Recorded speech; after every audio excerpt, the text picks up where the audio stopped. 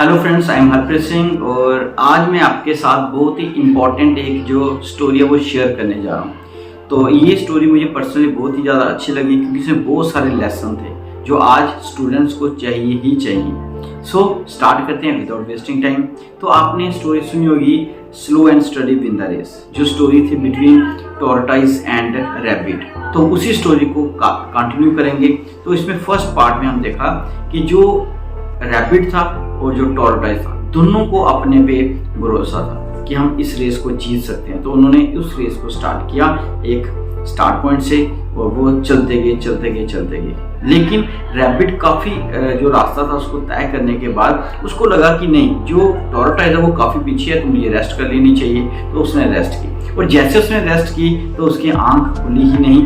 Tortoise slow and study continuously चलता रहा और वो फिनिश लाइन रैबिट से पहले पहुंच गया। तो यहाँ पे एट द एंड हमें मॉरल क्या मिलता है कि हमें लाइफ में अगर कोई एम को अचीव करना है तो हमें रास्ते में कभी भी इतनी लंबी रेस्ट नहीं लेनी है जिससे हम अपनी फिनिश लाइन में टाइम पे ना पहुंच सके। और मैक्सिमम स्टूडेंट ऐसा ही करते हैं कि वो अपने रास्ते में इतनी ज़्यादा रेस्ट ले लेते हैं कि उनको वहाँ पे पहुँचने में काफ़ी टाइम लग जाता है। लेकिन अगले पार्ट में, सेकंड पार्ट में हम देखेंगे कि जो वही रैबिट था जिसको थोड़ा सा लगा कि नहीं मैंने तो गलती कर दी, अब वो फिर से रेस लगाने के लिए तैयार है। तो नेक्स्ट डे फिर उसी टॉर्टोइज और उसी रैबिट के बीच में फिर से एक रेस लगती है और रेस उसी जगह से स्टार्ट होती है और उसको फिनिश भी वहीं पे होना है।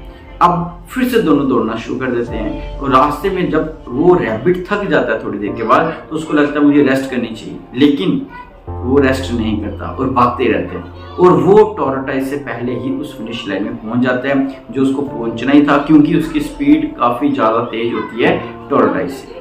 तो टॉर्टोइज ने भी फिनिश लाइन पे पहुंचा लेकिन लेट पहुंचा।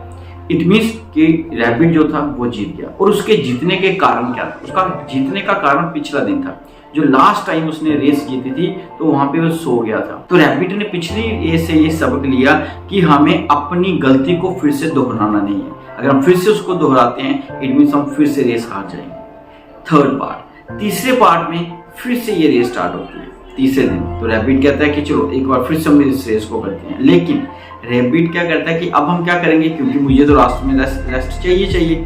तो मैं क्या कहता हूँ कि थोड़ा लंबा रास्ता कर लेते हैं। तो उसने अपना रूट ही चेंज कर दिया। जब उसने उस रूट को चेंज किया तो जो रूट था वो काफ़ी लंबा था, ताकि रैबिट ने सोचा कि मैं रास्ते में रेस्ट कर लूँगा। अब जब रेस स्टार्ट होती है तो टॉर्टोइज ने दोनों रेस स्टार्ट कर दी।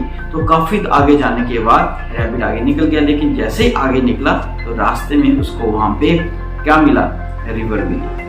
अब वो रिवर को क्रॉस कर नहीं सकता था, वहीं पे रुक गया। वो टॉर्टे पीछे से आ रहा है तो टॉर्टो ने देखा कि रैबिट रुका हुआ है, तो लेकिन टॉर्टोइज तो पानी को क्रॉस कर सकता था तो उसने उसमें जंप किया और उसको क्रॉस करके फिर से वो जीत गया। अब बात आती है कि यहाँ पे क्या गलती हुई। तो रैबिट को गलती ये हुई कि उसने अपने एम तक पहुंचने के लिए रूट को सेट किया, रूट नया निकाला, लेकिन उस रूट की जानकारी उसके पास नहीं थी। इट मीन्स बच्चों, जब भी कोई एम बनाते हो तो उसमें स्ट्रेटेजी का जरूर ध्यान रखो कि हम जिस एम को पूरा करने जा रहे हैं तो उसकी स्ट्रेटेजी आपके पास होनी चाहिए कि रास्ते में क्या क्या हिंड्रेंस आ सकती हैं, क्या क्या ऑब्स्टेकल्स आ सकती हैं। उन ऑब्स्टेकल को बिना पहचाने बिना जाने अगर हम ऐसे ही निकल जाएंगे तो ऐसे बहुत सारे रिवर्स हमारे भी रास्ते में आएंगे जो एक क्या करेंगे, एक हिंड्रेंस का काम करेंगे, एक ऑब्स्टेकल्स का काम करेंगे और हम फिर उस रिवर को क्रॉस नहीं कर पाते और स्ट्रेस डिप्रेशन में आ जाते हैं। इट मीन्स कि यहाँ से हमें लेसन मिलता है कि स्ट्रेटेजी बनाओ, लेकिन स्ट्रेटेजी को एंड तक बनाओ, लास्ट तक देखो कि स्ट्रेटेजी के अंदर क्या क्या ऑब्स्टेकल्स आ सकती हैं, क्या हम उसको पार कर सकते हैं या नहीं कर सकते, और कर सकते तो कैसे पार कर सकते हैं। और फोर्थ डे फिर से एक रेस लगी, लेकिन इस रेस में मजेदार बात ये थी कि जो रैबिट था उसने कहा कि जब भी ग्राउंड लेवल होगा, मीन्स जहाँ पे मिट्टी होगी, ग्राउंड होगा, तो वहां पे मैं भागूंगा लेकिन आप मेरे पीठ पे रहोगे, आप मेरे बैक पे रहोगे। तो यानी कि जब ये रेस स्टार्ट हुई तो ये रेस में अब ग्राउंड पे कौन भाग रहा है, दैट इज रैबिट, और टॉर्टोइज कहाँ पे है, उस रैबिट की बैक पे। आगे जाने के बाद आपको पता है क्या आएगा, दैट इज रिवर आएगी। अब जैसे ही रिवर आई तो रैबिट तो वहां पे रुक गया।